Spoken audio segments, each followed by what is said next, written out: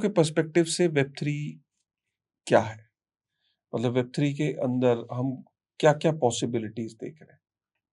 देखिए, क्या मेरा यहाँ पे मैं फिर इसको और आपको एक्सटेंशन दे रहा हूँ कि जो वेब टू के अंदर हमने कंपनीज देखी, प्रोजेक्ट्स देखे, इनोवेशन देखी, क्या वही सेम टू सेम कॉपी होके वेब थ्री में आएंगे या वेब थ्री के अंदर बहुत चीजें होने वाली? क्या क्या सेक्टर्स इवॉल्व होंगे वेब थ्री के अंदर जब आप डेटा को खुद ओन करते हो तो?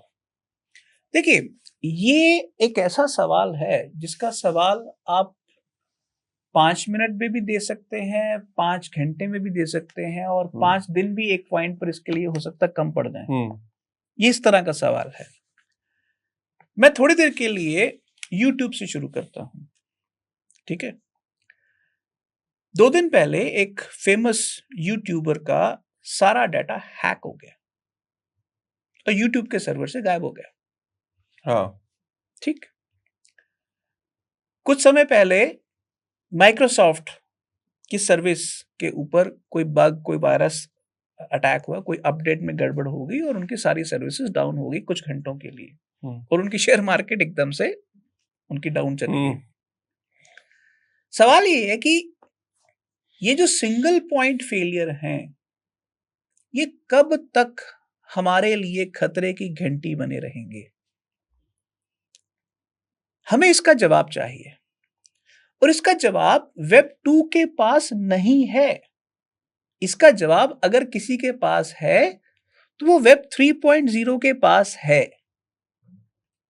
फॉर एग्जाम्पल, हम बात करते हैं डिसेंट्रलाइज्ड डेटा स्टोरेज की। इशू ये है कि वेब 3.0 अभी शुरुआत हुई है, क्योंकि ब्लॉकचेन जिसको आप एक टेक्नोलॉजी समझते हैं, उसके अंदर एक स्टैक होता है। जैसे बिटकॉइन तो सिर्फ एक लेजर है, ठीक। उसके ऊपर एक मैसेजिंग सिस्टम भी है, उसके ऊपर एक डेटा स्टोरेज लेयर भी है, उसके ऊपर एक डेटा कंप्यूट लेयर भी है, उसके ऊपर एक ऑरेकल लेयर भी है, उसके ऊपर एक ऐप लेयर भी है। अगर आप इस पूरे ब्लॉकचेन टेक्नोलॉजी स्टैक की बात करें तो अभी ये पूरा स्टैक 100% तैयार नहीं हुआ है। जैसे अगर डिसेंट्रलाइज डेटा स्टोरेज की बात की जाए तो फाइलकॉइन तैयार है, आरवीव तैयार है। आप वहां पर जाके अपना टेराबाइट्स और पीटाबाइट्स का डाटा जो है वहां जाके सेव कर सकते हैं। तो डाटा की सेफ्टी है, बट आपने डाटा, मान लीजिए आपने 10,000 फिल्में स्टोर करनी है ताकि कल को ये कभी भी रिकवर की जा सके, तो वहां पर आप फाइलकॉइन का इस्तेमाल कर सकते हैं, आरवीव का इस्तेमाल कर सकते हैं। बट प्रॉब्लम कहां है? आप उस डाटा को जब चाहें उसी समय इस्तेमाल कर सके, यानी कि उसके ऊपर क्या आप नेटफ्लिक्स बना सकते हैं? तो नेटफ्लिक्स बनाने के लिए आपको उसके ऊपर स्टोरेज लेयर के ऊपर आप एक को कंप्यूट लेयर बनानी पड़ेगी जो डिसेंट्रलाइज्ड हो। अभी ऐसा कोई भी बड़ा ब्लॉकचेन प्लेटफॉर्म नहीं बना है जो इस कंप्यूट लेयर को डिसेंट्रलाइज तरीके से फुली फंक्शनल कर सके। फाइलकॉइन ये काम कर रहा है, बट अभी उसको उस लेवल की सफलता नहीं मिली है। उसी तरह से डिसेंट्रलाइज मैसेजिंग, जैसे आज व्हाट्सएप है, पर व्हाट्सएप का सारा डाटा एक सर्वर के ऊपर जा रहा है, एक सेंट्रलाइज्ड सर्वर के ऊपर जा रहा है। तो नेचुरली जब आप ध्यान से देखते हैं तो डिसेंट्रलाइज्ड मैसेजिंग के अंदर अभी व्हाट्सएप जैसा कोई भी वेब 3 प्लेटफॉर्म अभी नहीं बना है।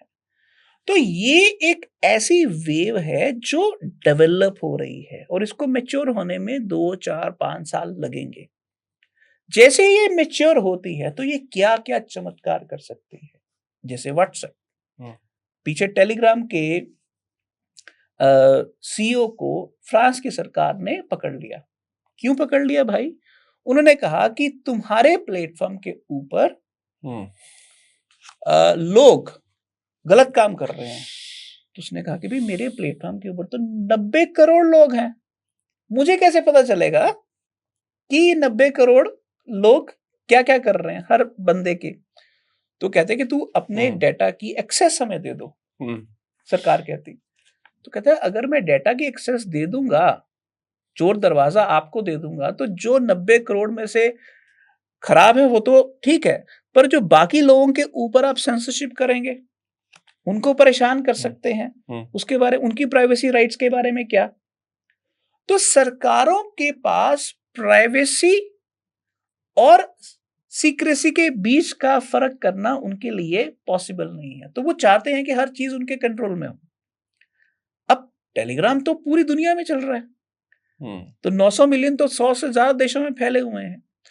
तो अगर प्राइवेसी की कोई बड़ी डेफिनेशन, कोई बड़ा नेटवर्क, चाहे वो टेलीग्राम जैसा हो, चाहे वो स्पॉटिफाई जैसा हो, चाहे वो यूट्यूब जैसा हो, चाहे वो फेसबुक जैसा हो, चाहे ट्विटर जैसा हो, अगर वो बनाना है तो वेब 3.0 के अंदर ही बनेगा। बट उसके लिए ब्लॉकचेन टेक्नोलॉजी स्टैक के अभी पूरा तैयार होने का वेट करना पड़ेगा। कोशिशें हो रही हैं, जैसे स्पॉटिफाई का एक डिसेंट्रलाइज वर्जन तैयार हो रहा है जिसका नाम है ऑडियस, AUDIUS, जिसके 5 मिलियन डाउनलोड्स ऑलरेडी हो चुके हैं। जैसे यूट्यूब का डिसेंट्रलाइज ऑल्टरनेटिव है ओडिसी, उसके भी लगभग कुछ मिलियन डाउनलोड्स हो चुके हुए हैं।